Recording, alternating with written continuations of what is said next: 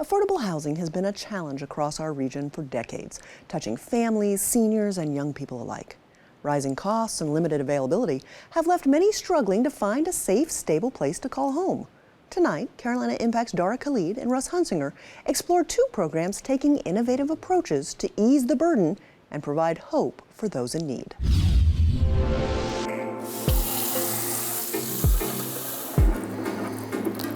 There's a strong sense of pride as Cherie Allen does the little things around her house, like tidying up her bed and watering her favorite plants.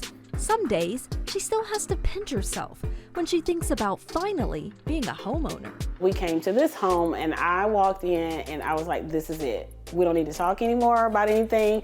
Don't give my house away to anybody. This is it. You know, I just felt like it was a home that I could grow my family. For this mom of two, she always dreamed of a moment like this, but didn't know if it'd be possible financially. I was paying $2,000 in rent, which is a lot of money. I really couldn't afford to stay there, but that was my only option. I was living paycheck to paycheck, wasn't really having anything left over that I could do with my kids. Then, everything changed last year when she found out about We Build Concord, an affordable workforce housing developer investing over $10.2 million this year. Cherie was making around $55,000, which qualified her for their Prosperity Unlimited program.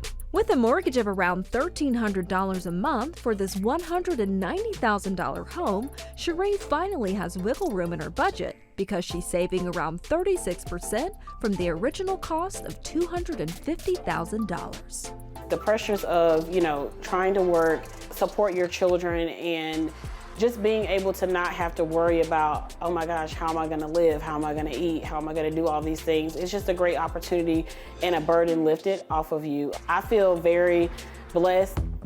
Hey, come on in. How you doing? I'm good. I want you to see. And for We Build Concord CEO Patrick Graham, who's been there throughout the process, from the showing, housewarming, and now finally decorated space, he shares Cherie's joy. A lot of times when people think of affordable or workforce housing, they think you have to cut corners, but the reality is if you really build with solid materials and provide people some dignity and respect at the same time, it gives you a more lasting impression. Just a few blocks away from Cherie's place sits another affordable housing project done by the organization. 26 units called the Lincoln Street Townhomes. The first residents moved in March. Most of our individuals that live in our townhome units or even our single homes are really earning below $60,000, and sometimes those are families of 3 on average. So you can see that's pretty tough to make things work. As the city of Concord continues to grow, that brings challenges. Concord, by the 2020 census, increased by 33%, and that increase has continued far after the pandemic. And so the shortage of housing, both in rental as well as in ownership in this area, is predicted to be around 14,000 over the next 5 years. So that really tells you that there's not only a need, but there's a growing need. And We Build Concord is doing its part to keep up with the demand, and not just with new construction, but giving old buildings new life. So you are in a place that's called the 114th Street Baptist Church, but this is going to be converted into what we call the Sanctuary.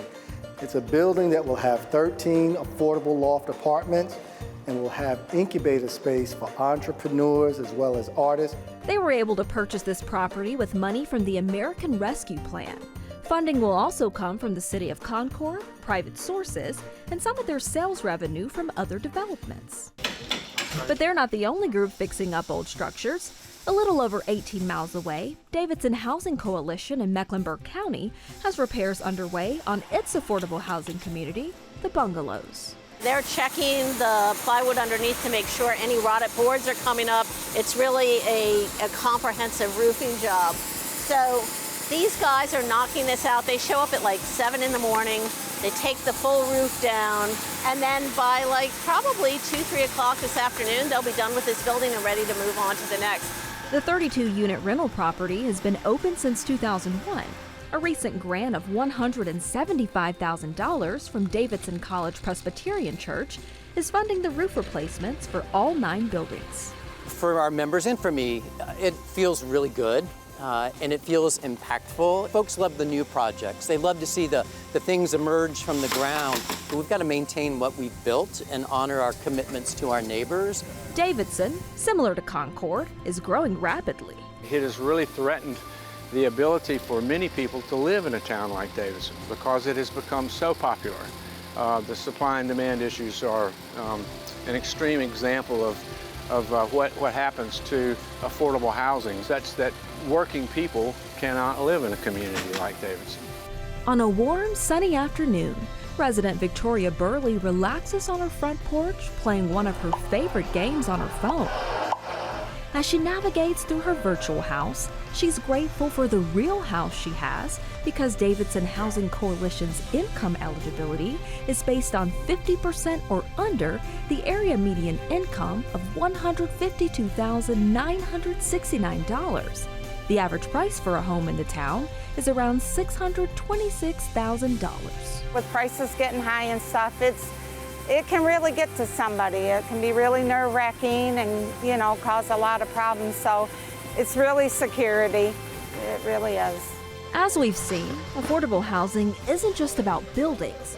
It's about restoring hope, stability, and dignity to individuals and families. Whether through city-backed initiatives or nonprofit programs, these efforts prove when communities come together with purpose, lives can be transformed.